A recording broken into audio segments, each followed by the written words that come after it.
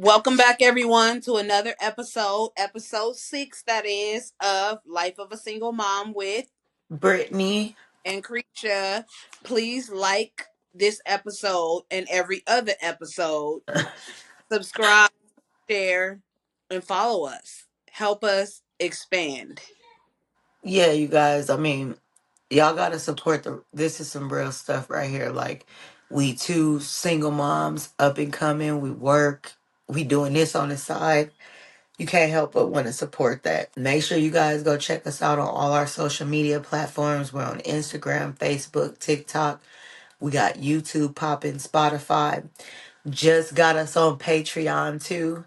Uh, we're under review right now. We should be uploaded to Patreon in the next couple days, so you guys will be available on all the platforms you get your podcast on, slowly but surely. Also, any suggestions, comments, advice you guys want to give us, you can email us at loasm2024 at gmail and loasm2025 at gmail. Me and Creasha both operate both emails, so either way we're going to get your comments, suggestions, stories.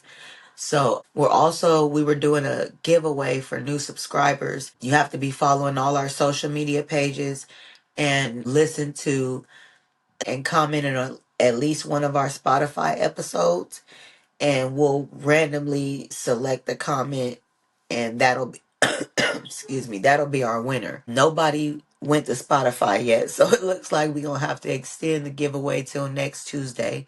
So you guys got a whole nother week to get over there. I'm gonna be giving out Get your uh yeah, I'm gonna be giving out to the winner an outfit from my clothing boutique.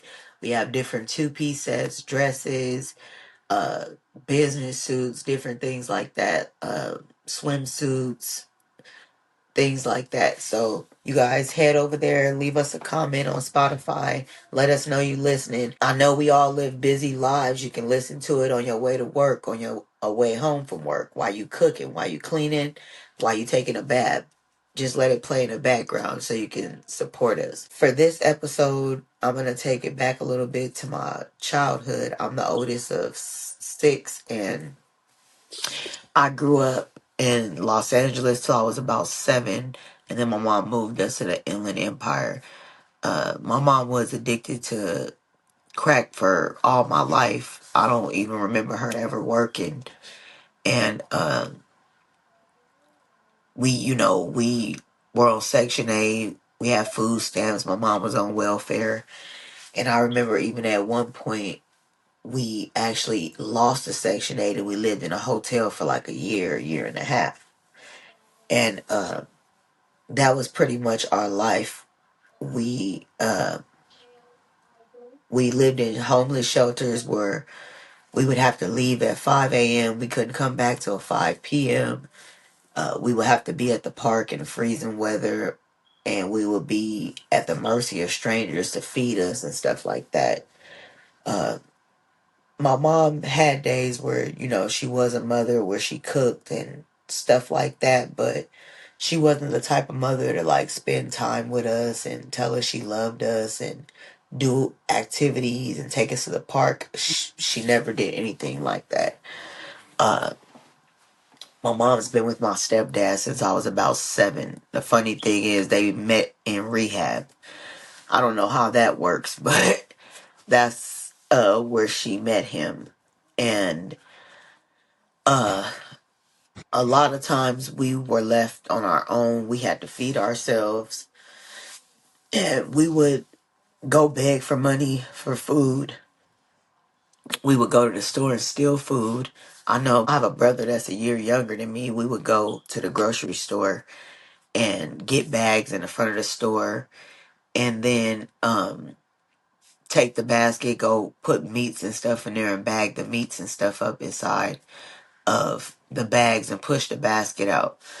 We did this probably for about 3 weeks to a month, and until one of the cashiers got hip to it, I guess, and they called the police on us. And the police uh were like, is your parents sending you out here to steal? Because kids don't really steal groceries and stuff. They steal toys and candy, stuff like that. So then the officer went to go talk to my mom and like, why you got your kids out here stealing and stuff like that. And uh I mean, that didn't stop. That was pretty much our lifestyle. And not to say that they just had us out there stealing, but they stole too. But it was just the fact that you got your kids out here stealing. Yeah. And Was you scared when you was doing that? no, because like when you a teenager, you might steal something that you want. We were stealing out of necessity, like we had to, or we would starve. You know what I mean? Yeah. So it And give you a little courage. yeah, it gave you a little courage. It's only been a few times in my lifetime that I stole when I was a kid that wasn't like out of necessity. But other than that, it was always out of need to survive. And we used to walk miles to go make money and do stuff like that. Um, I got my first job when I was like 12, 13. I don't know if they had these in LA when you were growing up, but they used to have people that would pick up kids to go sell candy. And that's how I started making money. I would go Saturday and Sundays, and I'll probably make like 200 to 300 over that weekend. And that's how I took care of myself. That's how I took care of my siblings. And that's how I gave my parents money. Uh, I remember I would get off work and they would drop us off, and my stepdad would be waiting out front for his share of the money, like his Wow. issue. And they would actually buy me cigarettes long as I bought them cigarettes. That's how I got my cigarettes. At They what were age? 13. Damn. They didn't really care what I did. Like, that's why I started running away and stuff like that. And I guess I felt like I was tired of not having the stability, and my kid's father was showing me the stability at the time. And to Hmm. me, that was better than what I was already doing. You know what I mean? Yeah, it felt a little better to you in your situation you was in. So you just came across that and was like, okay, I'm gonna cling to this. Yeah, exactly. Yeah. And so that's kind of how life was for me. And of course, you guys know I got pregnant when I was 14, and I had my son when I was 15. All the times that I ran away, I don't ever remember my mother coming to look for me or get me. My stepdad came a few times, and he would come, uh, even if he had to bring like a couple of his friends to come look for me. And I actually feel like I have a lot more respect for my stepdad than I do my own mother, because he cared more for us in the moments that mattered. Like when I wanted to play an instrument in elementary school, his parents helped me. When I wanted to do cheerleading, he paid for my trophy and stuff like that. You know what I mean? So I felt like he cared more about what I wanted when I was a kid. Also, he did most of the discipline. My mom didn't. She didn't ever whoop us. My stepdad did all the discipline. And so that was how our life was. I was in and out of CPS too. And this was when I lived in LA. And my first couple of foster homes, I remember the lady had to be 50 or 60. She told me she would blow my head off. Wow. And yeah, and so I called my social worker, and she moved me to another foster home in Compton. And they had a niece there that used to bully me, and the husband would pinch me and uh Ain't you? pinch me, yeah, like Wow. just to be evil. And my godmother, my godmother was really important when I was younger, and my mom moved us from Los Angeles to the Inland Empire, so we lost contact with everybody. But my godmother is the one that I remember coming to see me all the time in the foster care, and she was my support, and she would help me stand up for myself and remember my birthday and stuff like that. My mom didn't come. I think I remember my mom coming once or twice, Hmm. but Other than that, it was mainly my godmom. And I know like you were real close with your godmom too, and she held a Yeah. special place in your heart. You want to talk about that? Um, my godmom was something special to me, y'all, because talking about a village, that was my village. That was my kids' village as well. I met her when I was 3 years old. I didn't really have a good relationship with my mom like that, and we was struggling. We was broke. My mom had her hangups too. So actually, it's funny thing, she wasn't even my godmom at first. She was my brother's godmom, and her first husband was my godfather, but he died when I was 11. But he was so good to me that she took over after. But I met her Mm. when I was old. This lady taught me how to tie my shoes and taught my first kids how to tie their shoes. But when you talk about somebody going through the fire, everybody that know me know Net went through the fire for me and my kids. Like Yeah, high, whatever the hell she was, she made sure she looked out for us. Like she moved back and forth from Vegas to California with us. She made sure she was always a live-in babysitter. She helped me clean my house, helped me do whatever I needed to do. And she was always that mother figure. And man, she died so suddenly on us, and that shit broke my heart. Like you would never have nobody of your mom more than Net could. She was like real dear to my heart. Like for real. Her and my first son was so close. But godmothers is everything. they are. That's how I felt about mine. Like she would go through the fire for me too, and I just hate that I missed out on so much time with her Yeah. because of my mom. You know what I mean? I think And you said what? you never found her again. Yeah, I found her. I have contact with her now, but I still haven't really seen her. It's hard to make up for all that missed time. It's like 30 years basically that But we've had. left. So Yeah. better late than never. That's what I'm trying to do now. And that's why, I make sure she knows that I never forget those times. Like, those are the most important times. She always took me with her Yeah. everywhere. And she always did things for me and looked out for my other siblings and stuff like that. And I Mhm. think, that's why my mom kind of cut off from her because she remembers all the stuff my mom did. And I think my mom don't like to think about that or, you know, be around somebody that remembers all that. You know what I mean? So, um, another thing I remember my grandmother, my mom and my grandmother had a weird relationship. I know daughters and mothers do, but my grandmother was always good to us. Like she would have little candies for us when we came over there on Easter. She would make us baskets and get us stuff during Christmas. And I remember my grandmother lived in LA her whole life, but when she got sick with cancer, she moved up to Fontana with us.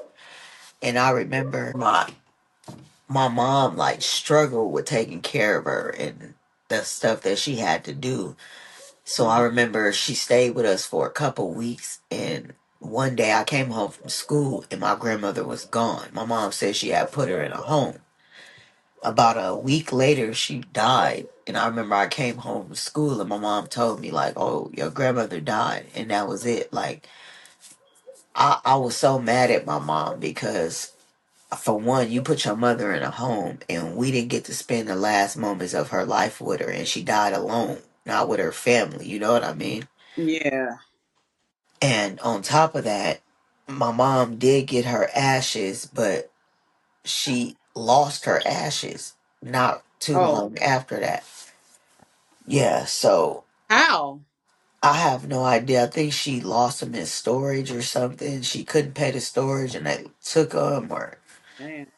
I don't know what happened, but yeah, that really like that affected me because I really loved my grandmother and I just felt like who would do that to their mother in her last moments? You know what I mean? Like who, because she must have been cramping up yo getting high time or something because She needed you. It was time for you to be selfish, but selfless, but she wasn't good at that. And that's a thing that even now, like, I think back, like, I had my son when I was 15. Even then, I knew that I had to put that child first. As a child, I knew that.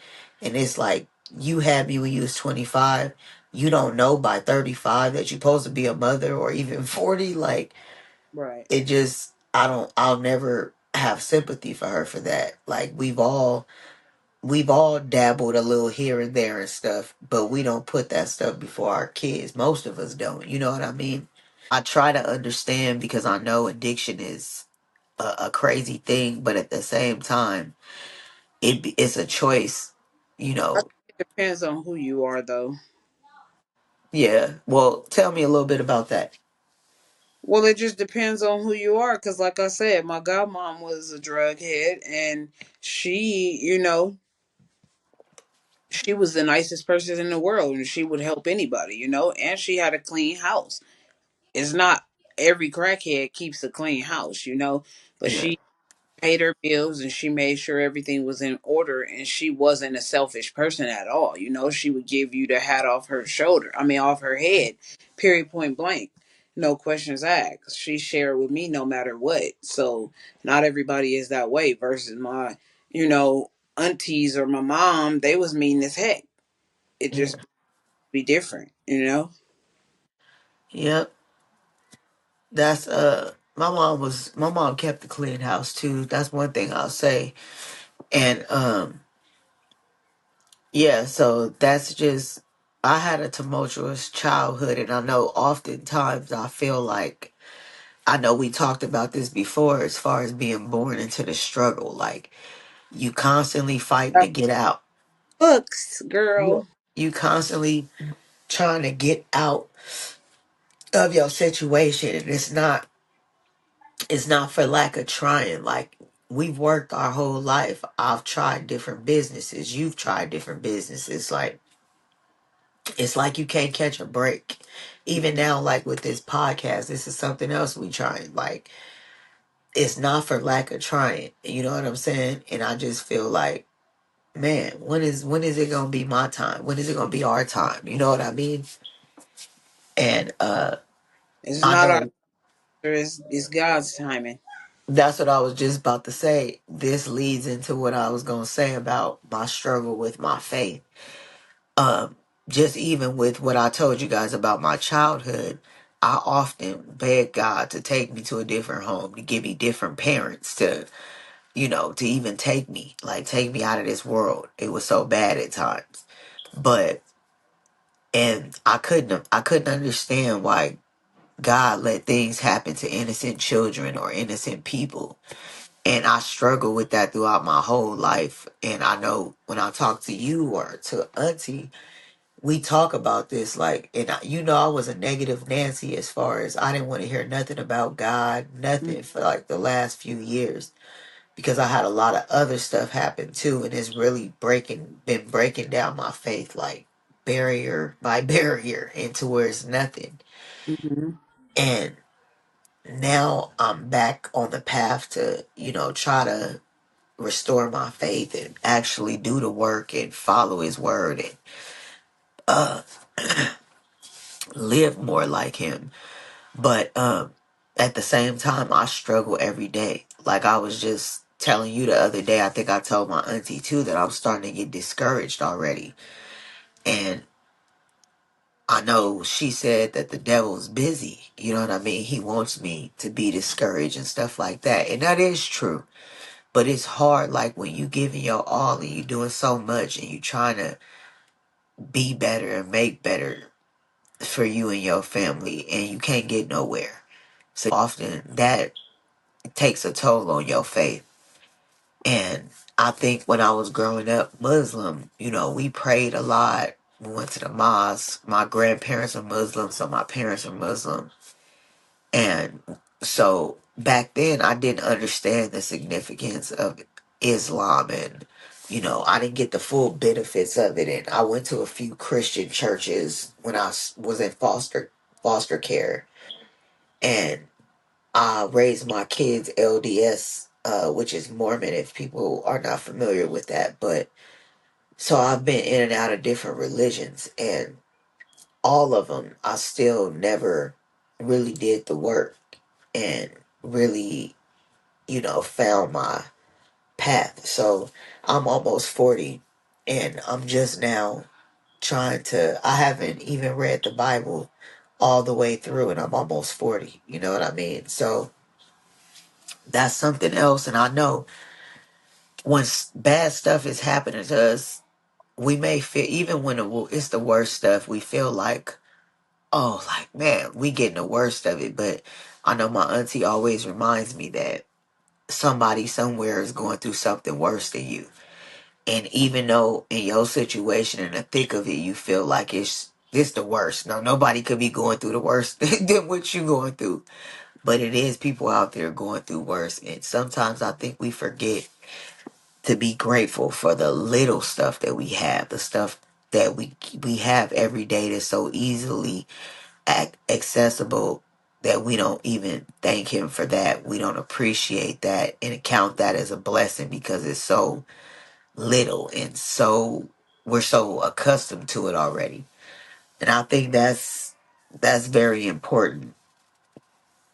And do you want to add anything about faith? I think faith is something that you have to really understand before you can even obtain it, because a lot of us say we have faith in something when it's going good, but the real test in faith is when everything is, going wrong, when all hell is breaking through. You have to understand, trust God. Like, for my situation, I could say, for one of my situations, I always looked up to my baby father's mom and dad, and I always had this, sense of them being my parents too thing, because I didn't have a good relationship with my mom, and my dad died too when I was too young. So I didn't get to grow with him. Um it's crazy because I've always looked up to them, but for some reason in my life now, it's like God is pushing me to trust him, because I always leaned on them to give me the answer to things, for me to follow the things that they said was right, and they had, you know, what they thought life should be or whatever. And none of us really got the pure answer to that. But I Mhm. followed it, like it was gospel. And God is teaching me now to lean on him, not everybody else. I can't follow what everybody else say, because he has the last word. Yeah. And it's hard when you have to learn that the hard way, because a lot of us say we believe in things, and oh yeah, it's good because things are going right, like you got a free paycheck, don't know where it's coming from. You better believe it's God. I've been going through hell trying to be a single mom, and trying to pay everything and make ends meet. But it's my faith in God that keeps me winning, because no matter if I got everything that everybody else have, I know that God makes a way for me, because my bills still get paid no matter how broke I am. My Yeah. rent get paid, things still happen. So he shows up in my life. And sometimes when you don't believe him, he'll make you wait.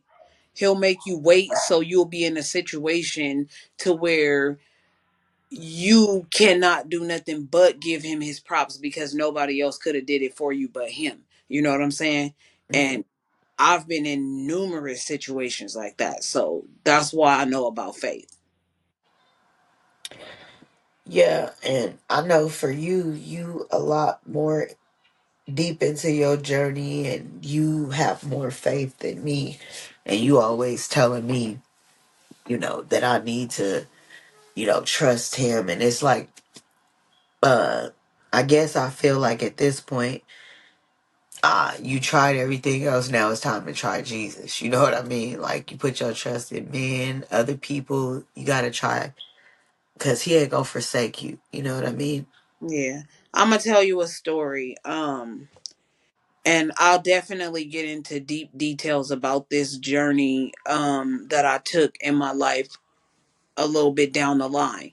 But just to touch bases on faith, you never know what you do until you in a situation to have to do it. And I just want to let y'all know that don't judge me until you know my journey. But I used to be a prostitute, and it was this one time that I just got in the car with the wrong person, and we never know what we doing when we in them streets. Young women, please, please, please find another way to get your money. Please find another way, and please respect your body and yourself, because men out here don't give a damn. But anyway, I got in the car with this wrong guy, and I got my money from him. I turned around to put my money in the purse, and I was going to climb over the back seat to go back there and, do the business. When I turned back around, he cold cocked me in my face. And he was trying to rape me, and he kept telling me that he would beat my ass and kill me. And I had Wow. long nails on, y'all, like long nails. I don't know if y'all ever been in a Magnum car, but I was in the back of a Magnum car, and I had these long ass nails on, thinking I was so hot and cute, and I could not open that damn door for nothing. I kept picking at it and picking at it and picking at it, and all I was thinking about was getting back to my babies. You know what I'm saying? Wow. This is when they were, well, I only had the first one, and this is when he was tiny little old baby. And it's just crazy because that's all I was thinking about is getting back to my baby. And for the grace of God, he allowed me to open that door. But before, I just thought this man was going to kill me dead. And for by the grace of God, I got out that door. And I kept picking at it and picking at it, and it was not working. And just, I went out. When it opened, I went out head first. You know what I'm saying? And it was just, I'm running down the street, y'all. I'm running down the street. This man could have just killed me. He could have had a gun and popped me in my brain or something. I don't know. But you never know what you gonna do when you in that situation. But if I didn't have faith in God to get me out of that situation, I would have probably never made it, because I wouldn't have knew and had instincts. But when you praying yourself through a situation, sis, when you praying yourself through a situation, Yeah. when you on the other side of it, you know that all of that was not worth going through, but you had to go through that. But they always tell you God ain't gonna bring you to a situation he ain't gonna put you through. He gonna always get you through what he bring you to. And that's what I'm saying to you. Our situations might be crazy, and at that point you might not never think, but we got some situations that we done been through and we never thought we would get through, and we way past those situations. Yeah. That's true. So, people was praying for us a long time ago, having faith that God would get us through them dark places, and we did. Yeah. That's definitely true. To add to that, it's days where I'm at my wits' end, with whatever's going on in my life, and I'm like, I just feel like throwing in the towel. I just feel like I can't do it no more. I always say that. But then I get back up, put my big girl drawers back on, and I get back up and do it again. It's like I can't give up. Yeah. I never am able to. Even when I want to, I just cannot. I gotta always see something through. And that's a blessing and a curse at the same time, because sometimes you need to give up and let stuff go, because it'll kill you. It'll stress you out. Yeah. It'll worry you. It'll age you. It'll do all that. And so, You know, not to cut you off, but I as a kid, as a young girl, I used to always see this one, how people have those sayings and memes on their walls and stuff like that. uh Well, I huh, and it's like a sandy beach, and it has all the words on it, and it's talking about it has the footprints, and it's like the person is asking God, like, why did you leave me in my darkest nights? And God is speaking to the guy, and he's telling him, because you see one footprint, that's when I carried you the most, when you couldn't carry yourself. You know what I'm saying? And that, for some reason, always spoke to my heart, because I feel like God carried me when I couldn't carry myself, because I had days like that. And I always even tell you, like, where you think we get this strength from to keep going? yeah, yeah. People, That's what I was gonna say. yeah, That's exactly what I was gonna say. Like when I was saying, like on the days that I want to give up, That's who gives me the strength, and I don't often acknowledge it. That's why I said it's important to acknowledge the small things that we take for granted that are so accessible and easy to us, because those are blessings in itself. Uh, Somewhere else, there's other people that have worse off. You know what I mean? Yeah. And that was a deep story for you to share with us, and I think I know it's become more normalized for people to be out here prostituting. They all on social media, and it's important that you guys know that it's not always glamorous with the money and the outfits, and it's not as dangerous. It's not. Theme, ladies, it does, because I was a kid trying to get into the wrong things, trying to do the wrong thing, and I look back on some of those things and be like, damn, I was a kid, with no guidance and thinking, just moving too fast, living too fast. And I could have got killed. I could have really lost my life, Mhm. nothing to play with.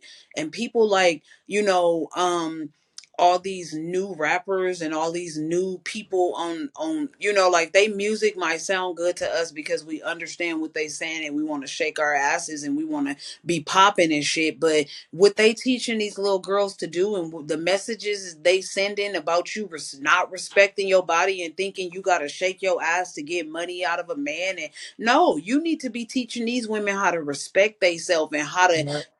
properly. And my mom used to say, give a man something to wonder about, like, Yep. and those things. I just was being fast, and Yep.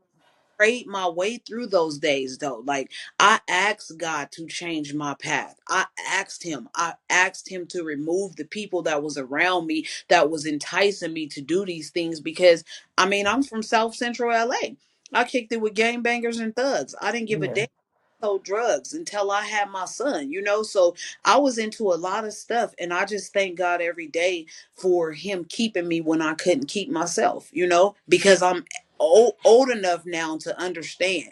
I used to see the people pray in church and cry and wonder, like, Mhm. crying if you hear, praising God. But those don't be tears because they sad. It be tears because of the deliverances they done got from God. And I've been delivered, because anybody Yeah. me now, if I'd have told you my whole life story, you would have never believed me, because everybody that I tell these stories to be like, yeah, right. No, you didn't. But it's the truth. It's all in. It's not where you been, it's where you going. And I know Yeah. that I'm not that little girl no more. So I thank God for that. Yep. Speaking of that, I know I was talking to Auntie a while back about, like, I've never experienced any kind of like presence of God with me or not. You know how people get the anointing and they whew, Mm. and they talking in tongues and all that. Like, I've never in. And sometimes it's not that, sis. Sometimes I just get like a little tingle feeling, and you can tell that the spirit is there. But yeah, that's because you gotta really mean it. You gotta really mean, Well, you and gotta believe too. yeah, you gotta I really, didn't believe, so yeah. yeah, So that's that. But that's what I was saying. Like, I want um to be able to know him. You know what I mean? I want him to make himself known. yes, And I just wanna let the parents out there know that, sometimes we feel like because there are kids that we gotta put up and deal with everything that comes with that. And I don't mean when they're, children, but as adults, at what point do you say, look, you grown, you responsible for yourself, or you not gonna put up with the nonsense that comes with those grown kids? Because as parents, we already suppress all our needs and wants and everything throughout their whole life. So when they become an adult, you no longer responsible for any of that. You know what I mean? And at that point, I feel like you need to, if your children are causing you too much stress and too many problems and bringing nonsense into your life, you got to choose your peace and your sanity over being a mom. You know what I mean? You got to put some space and distance in between you guys, because you don't have to allow a grown up to mistreat you or disrespect you and then still feel the need to live off you, or, you know what I mean, have you taking care of them or supporting them. So that's what I wanted to leave you guys with, because I know often we say, like, when the kids get grown, it's over, but parenting doesn't stop there. It really doesn't. When your kids get 18, they don't even know what to do yet. They just because they're 18 don't mean they don't know anything. So you Right. still parenting into their 20s type stuff. You know what I mean? Hmm. And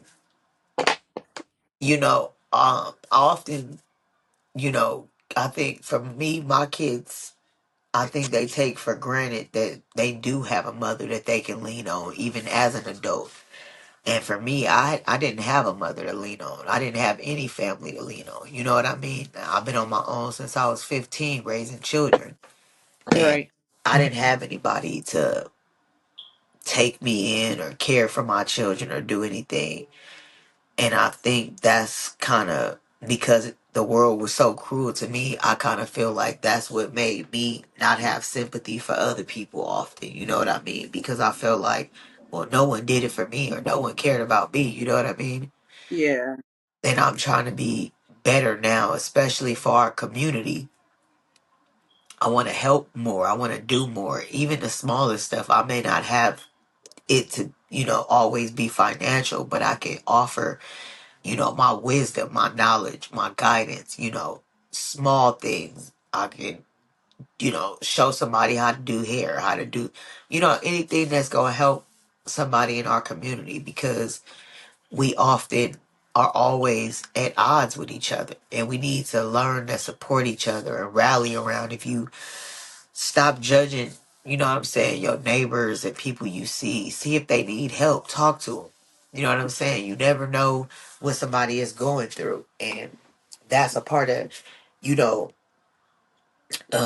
my walk with God now. Like, I want to be a better person, period. I think I've always, done good things. Like, I fed the homeless and stuff like that because I have a passion, because that's how I grew up. You know what I mean? But as far as being a better Christian, like, I use a lot of curse words. I don't want to do that anymore. I'm too intelligent to just be cussing all the time. You know what I mean? And on top of that, I just want to be. I'm too, like, introverted, and because I have social anxiety, I want to be more outgoing and, you know be around more people and stuff like that, if that makes sense to you. But Yeah. because I've been so stuck in my ways for 37 years, like, I want to go outside of my box now, and, you know Yeah. so It's called growing up, sis. It's called growing up. yeah. Like in my soft girl season, I've been a tomboy. I didn't care about none of that. Well, except the street life. But, for the most part, I'm in jeans and t-shirt. But lately, I've been in my soft girl season. Well, see, now you got a reason to be in your soft girl season now. That's different. I'm still in the fight of the century season. And Girl, soft girl season. Hey. yeah. And so yeah, that's what I wanted to say. Do you want to add anything? Um this episode may be a few minutes, shorter than usual, you guys, because, life's a little hectic for us. We both working and dealing with the kids, and so sometimes our schedules don't align. And with the holidays coming up, last minute things like that too. So that's another thing. You guys, we wish you a Merry Christmas, and we hope that I know I've always had to work on Christmas. Unfortunately, this year I am not. So I'm grateful for that. So hopefully you guys, for you moms and dads that's gonna be working on that day, hopefully you do get to at least open presents with your kids, because I know that was the most important thing to me when I used to have to work. Like, please don't make me come in until I can at least see my kids open their presents. And so hopefully you get to do that. Hopefully you get you some Christmas dinner and just spend it with the people you love, because that's what's most important, not the gifts and not the what somebody got you and what you didn't get. And is there anything you wanted to add before I leave Um, with our outgoing message? I want to add, let's be thankful, people. Be thankful for the families that you have. We only blessed with, one or two good people in that family anyway, that will just keep the family together and be, the glue for everybody to stick around. So be loving. It's a season of giving. If you have more than another person, always share, be giving. There's a lot of kids going without this Christmas, these holidays, birthdays, all of that stuff. And we have no knowledge of knowing who those people are. So if you see Yeah, somebody, know somebody, do something special for them this year. If you got these old folks out here, nobody calling them, nobody caring, y'all need to expand the love and to our yeah, great grandparents that we have left. Extend those helping arms, yeah, invite over and show them that somebody still care before they get up out of here, and sit down and eat them plates and eat up that knowledge they got to give before they up yeah. out. Go to Um the nursing homes, yeah, volunteer, go feed, go even have your kids put on a little skit for the old folks. They'll love yeah, it just to see, the little kids coming in singing and dancing. Uh, I think that's a good idea, Creasha. Yeah, and basically what she's saying is give back. Do something nice for somebody else this holiday. You know what I mean? Make somebody else's life easier. Whatever, by anything you can. See if your neighbor needs something, if they in need of anything. You know what I mean? feel better too. It'll make you feel Yeah. it, and it'll make them feel appreciated. So it's like a give and take situation. Like, you give somebody to make them feel good, and you gonna get. But you gonna get the gift of joy from it. Yeah. And Yeah, that's what it's mostly about. I know. Um I don't know what you guys are gonna be doing for New Year's, but we're gonna have to do something special for our New Year's episode. we gonna have a special episode. Maybe I'm gonna have to take mine in Vegas, strip or something. Um, Yeah, that'll be cool. yeah, Uh, or maybe we can have. Hopefully, we have a guest by then. It didn't work out with our last guest due to scheduling. Hopefully, we can reschedule them in the next couple of weeks. But yeah, hopefully, Creasha could get us a guest. I uh, got for, mine.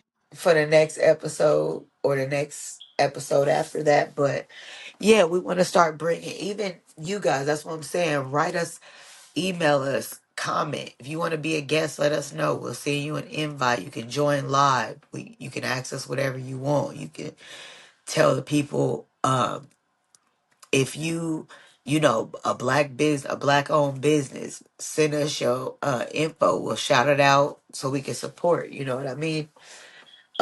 And you guys do the same. uh I I want to leave you guys with our outgoing message during at the end of each episode. You guys can look forward to just a closing message that I want you guys to take with you throughout the rest of the week. And so I know when I was younger and a little bit into my 20s and stuff, I would often hear people say that forgive, you got to forgive so you can get into heaven, stuff like that. And although that is, one reason why you want to forgive, but for the most part, forgiveness is about for yourself, to give yourself peace, uh, for you to be able to let go. Because when you walk around and you carry all that anger and hatred or jealousy towards whoever it is, it's not good for you. You know what I'm saying? It hardens your heart, and you don't want to be like that. And I know we often struggle with forgiving because we feel like if we do, we giving in or we being a, the kiss ass or whatnot. And even me right now, like I struggle with that for my whole life. I've always felt like, and I'm the biggest person my sister know. If I hold a grudge, oh, that thing being held. You know what I mean? Like for the rest of my life type stuff. And I don't want to be like that. I know my aunt is always, she's the biggest one, and my granny, rest in peace, that used to tell me all the time to forgive. Forgiveness is not for the other person, it's for me. It's for my soul, for my sanity and peace. And uh just when you are able to forgive someone, you just gotta, you can't worry about that they not taking no accountability or what they doing wrong. You gotta accept them for who they are, where they are, and leave it at that.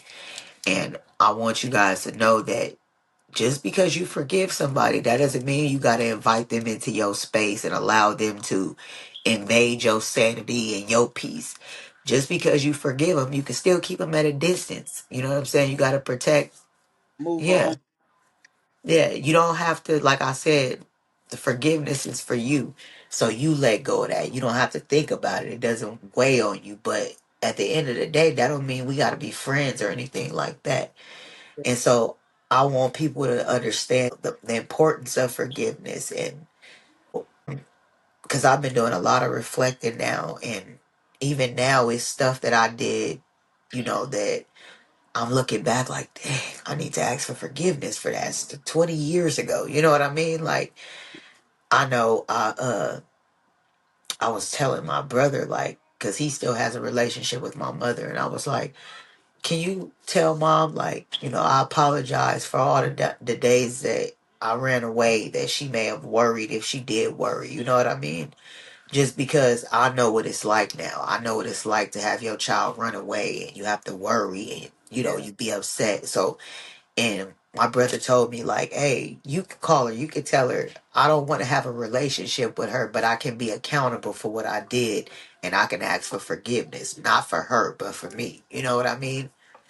And yeah, so just little stuff like that, just not acknowledging. And also, I know often, like when we going through things, we tend to only focus on what we going through, especially when we venting to our friends and family.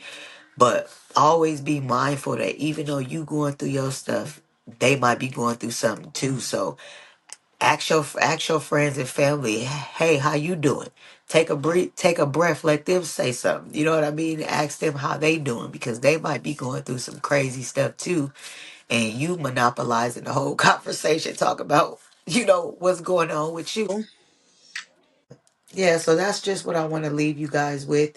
Again, you guys, it's so important. Do not forget about the giveaway. Head to Spotify, listen to at least one episode, leave us a review.